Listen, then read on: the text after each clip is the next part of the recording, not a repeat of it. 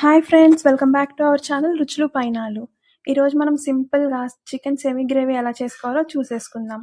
ముందుగా కళాయి పెట్టుకొని ఒక 3 టేబుల్ స్పూన్స్ వరకు ఆయిల్ తీసుకున్నాను. ఈ కర్రీకి ఆయిల్ ఎక్కువే పడుతుంది. తర్వాత 3 మీడియం సైజ్ ఆనియన్స్ సన్నగా చాప్ చేసుకొని వేసుకున్నాను. దాంట్లోనే ఒక 3 రెమ్మల కరివేపాకు కూడా వేసుకున్నాను. ఇప్పుడు ఆనియన్స్ బాగా మెత్తగా అయ్యి గోల్డెన్ బ్రౌన్ వచ్చే వరకు ఫ్రై చేయాలి. ఇప్పుడు చూస్తున్నారు కదా ఫ్రెండ్స్, ఇక్కడ ఆనియన్స్ ఫ్రై అవ్వాక టొమాటో వేసుకోవాలి. టొమాటో ఎలానో కర్రీతో పాటు ఉడికిపోతుంది.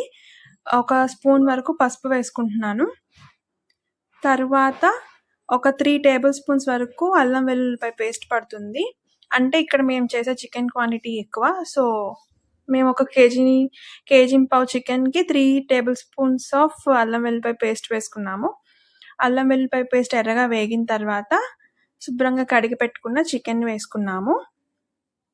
చికెన్ని ముందుగా మనం ఫ్రై చేసుకున్న మసాలాతో బాగా మిక్స్ చేసుకొని రుచికి సరిపడా సాల్ట్ వేసుకోవాలి. ఇక్కడ మనం కంప్లీట్ కర్రీకి ఎంతైతే ఉప్పు సరిపోతుందో అంత చూసి వేసుకోవాలి.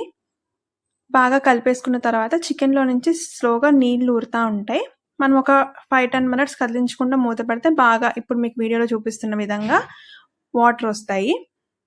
దాంట్లోకి ఇప్పుడు ఒక teaspoon of garam masala, ఒక టీ స్పూన్ ఆఫ్ ధనియాల పొడి వేసుకోవాలి.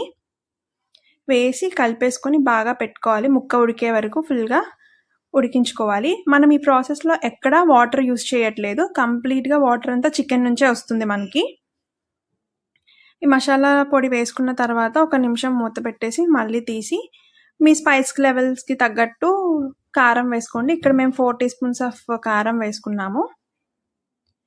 బాగా మిక్స్ చేసి ఒక 3-4 మినిట్స్ మనకి కారం పచ్చివాసన స్మెల్ పోతుంది కదా, స్మెల్ పోయే వరకు మూత పెట్టేసేయండి. ఇప్పుడు చూస్తున్న కన్సిస్టెన్సీలో వస్తుంది. ఇప్పుడు మనకి కర్రీ రెడీ. ఫైనల్గా కొత్తిమీర వేసుకొని కర్రీ దించేస్తాం.